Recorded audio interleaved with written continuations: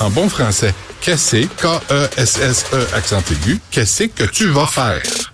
Peux-tu arrêter de niaiser? Ben non, faut pas les contrarier, ça a complètement dégénéré. La rencontre du Trisac Dumont. Hey, tente-moi pas. Monumental. Bonjour Benoît. Monsieur Dumont, bonjour. Qu'est-ce que tu as retenu, toi, de cette journée entièrement consacrée à Donald Trump, qui l'a, tu sais, ma foi, de hier matin en se présentant à la messe, puis ensuite à la Maison-Blanche, jusqu'à hier soir tard, il signait des décrets avec tous les journalistes devant lui. Ça a été sa journée. Je peux pas dire qu'il est pas travaillant, Donald. 78 ans, forme. Là. Grosse journée quand même. C'était un peu comme un rendez-vous chez le dentiste. Hein? On savait que ça s'en venait, on connaissait la date. Là, tu dis, ça sera pas agréable, ça. Puis finalement, tu passes à travers. Puis le lendemain, la vie continue. Et toute cette espèce d'hystérie autour de Donald Trump, l'arrivée de Donald Trump, on va avoir des surprises. Bonne et mauvaise, ça va brasser, ça va changer. Puis en même temps, je me disais, tu sais, nous, on est là chaque matin, puis on se dit, on veut que ça évolue, on veut que les problèmes soient résolus, on veut on veut passer à autre chose, tu sais. Puis t'as l'impression, avec le temps, il y a 20 ans, t'as les mêmes sujets, tu viens de parler d'itinérance. Cette entrevue-là, on la faisait il y a 20 ans, il y a 30 ans. Hier, j'avais Robert Baudry, puis je dis, comment ça fait que Montréal n'a pas de plan? Il y a un plan, là, un vrai plan, quand il arrive les grands froids. Il y en a dans d'autres villes canadiennes. Au Québec, à Montréal, c'est toujours du cas par cas. On est étonné qu'il y a des grands froids. On ouvre ici et là, mais on n'a pas de plan de match où tu dis, quand il va faire moins 15, moins 10, t'as l'aréna Maurice Richard qui est ouverte avec des lits. T'as tel endroit, venez-vous-en là. Non, on va y aller un petit peu ici, t'as une maison qui ouvre, t'as un refuge qui aide, mais il n'y a pas de plan d'ensemble. Donald Trump, lui, a un plan, visiblement. Donald Trump a un plan, il y a des décrets, il est arrivé, il était prêt, il avait fait ses devoirs, on peut pas dire qu'il a improvisé, il y avait un plan de match en tête, puis dans le Journal de Montréal, on descend une partie de la liste des décrets, là tu dis, c'est en fonction de ce qu'il a annoncé. Il n'y a pas de grande surprise, là. On le savait, là. Puis il allait, tu sais, quand il parle d'urgence nationale à la frontière du Mexique, quand tu vois des millions de personnes entrer légalement au pays, puis là, tu as toute la colonie woke va dire « Personne n'est illégal ». Ben oui, il y a des gens qui sont illégaux parce qu'il y a des lois. Parce que si tu dis qu'il y a personne d'illégal, ça veut dire qu'il n'y a plus de loi. Puis s'il n'y a plus de loi, on va aller voler toutes les maisons, puis on va voler les chars, puis on va faire ce qu'on veut. Donc, ça prend des lois, ça prend des normes, puis des règles. Là, les règles, c'est si tu veux rentrer au pays, il y a des formulaires à remplir, prends un numéro, mets-toi en ligne, puis on va te traiter quand ton cas va arriver. Mais là, ça, il a dit, ça suffit. Là où il m'inquiète, c'est pareil, hein. Je sais pas si on l'a, Jean-François, il a lancé un message aux universités américaines. Ça passait en dessous du radar. Et c'est un message qu'on devrait peut-être on devrait prendre ça en note. Parce qu'au Québec et à Montréal, ça devrait s'appliquer. Je sais pas si on a cet extrait-là où Donald Trump parle de ce qu'il va faire avec les universités américaines pour contrer l'antisémitisme. On l'a tué, on l'a pas. And defend our Jewish citizens in America.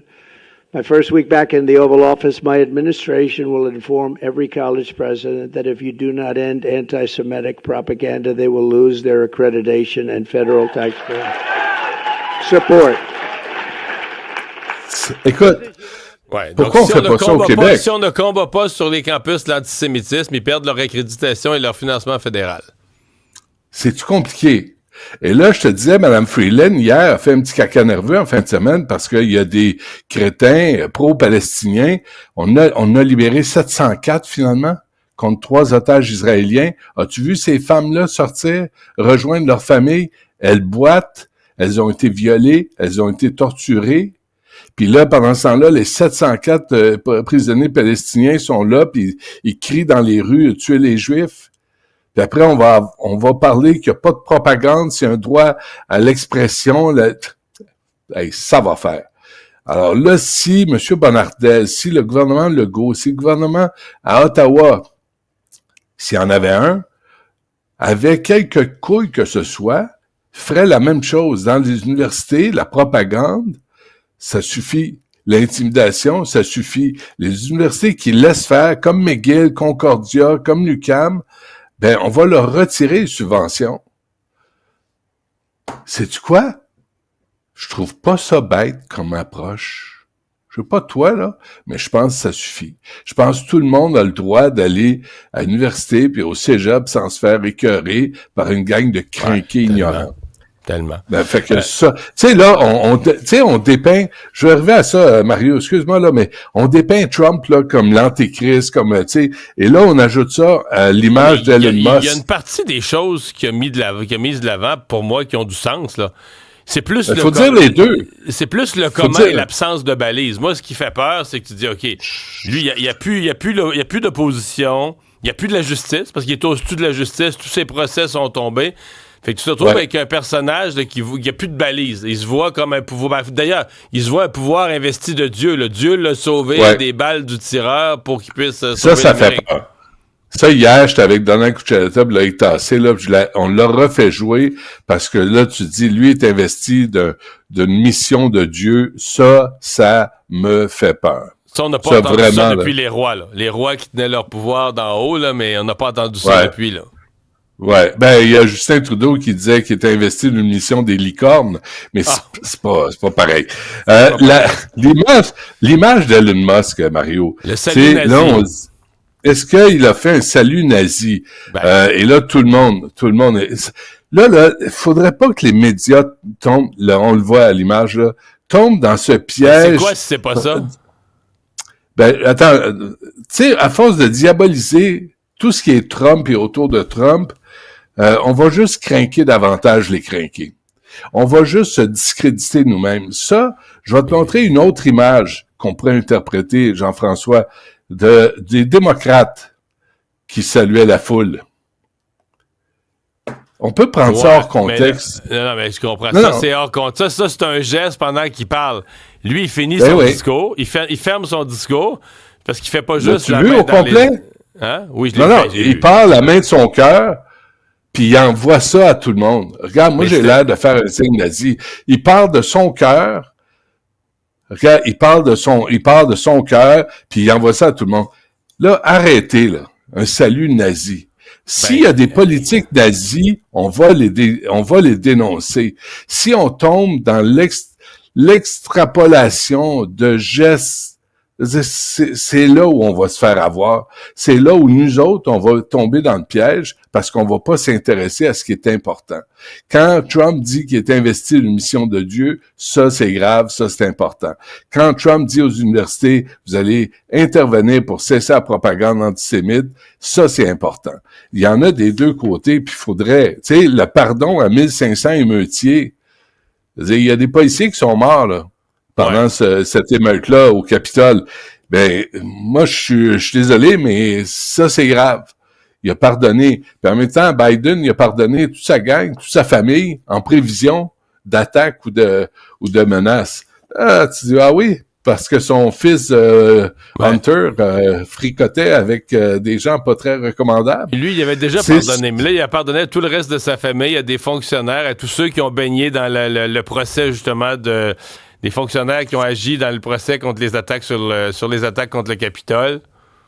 Fauci, Fauci qui a géré la crise du sida dans les années 80, qui a géré la crise de la COVID, là, il était visé, Biden lui a donné un pardon préventif, heureusement, parce que là, il était visé par tous les anti-vax, comme quoi il avait empoisonné les générations. Ça m'inquiète, tu sais. Fait que, moi, j'aime pas cette approche-là. J'aime pas l'arrivée de Trump. Puis en même temps, tu dis, il a identifié certains problèmes. C'est qu'il y a rien de parfait, là. Mais il faudrait, nous, les médias, souligner à l'horizontale ce qui se fait puis ce qui se dit. Puis pas interpréter des gestes comme celui d'Elon Musk puis dire, ça doit être un néo-nazi. Jusqu'à maintenant, je l'ai pas vu je l'ai pas entendu tenir des propos nazis. Puis, tu sais, nazi, là, c'est grave. c'est l'antisémitisme, c'est contre les Juifs. Ils ont tué 6 millions de Juifs. Est-ce que c'est ça, Elon Musk? C'est quoi qu'on dit nazi?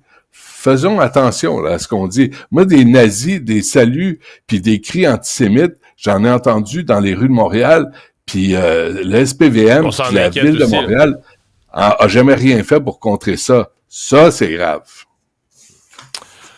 J'ai l'impression qu'on va avoir du fun pendant 4 ans, par exemple. Écoute, avec Donald, on s'ennuiera jamais, là.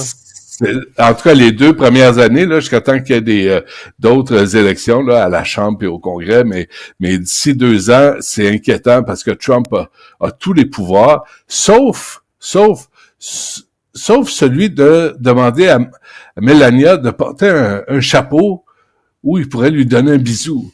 T'sais, parce qu'elle est arrivée, elle avait l'air de Zorro, puis il dit non, on regarde ça à distance. Ouais, c'est drôle. T'sais. Il n'a pas réussi à l'embrasser, là, il s'est pas rendu au contact des lèvres, mais il lui a fait lever la tête. Ça a créé le seul moment où on a vu ses yeux dans toute la cérémonie. Il n'y a aucun autre moment où tu vois ses yeux.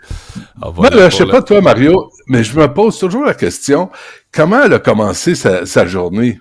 Dans ce cas-là, Melania, elle se regarde dans le miroir, il y a des gens qui l'habillent, puis elle dit « Ah oui, je vais mettre un chapeau pour couvrir mes yeux. » Tu sais, c'est toujours une décision, ça. Elle prend pas le chapeau, elle prend pas la casquette de MAGA. Il y a une histoire avec le chapeau. Le chapeau a été fabriqué par des couturiers à l'étranger. Je pense.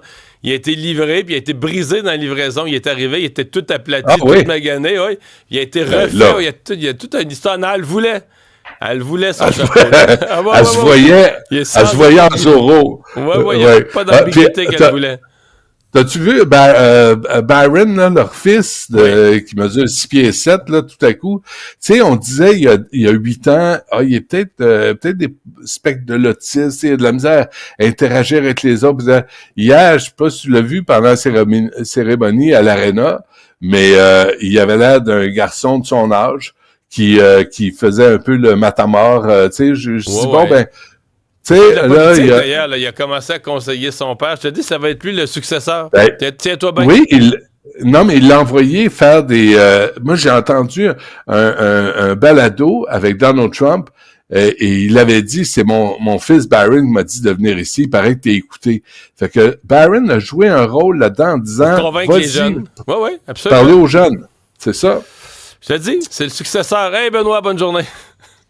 Salut.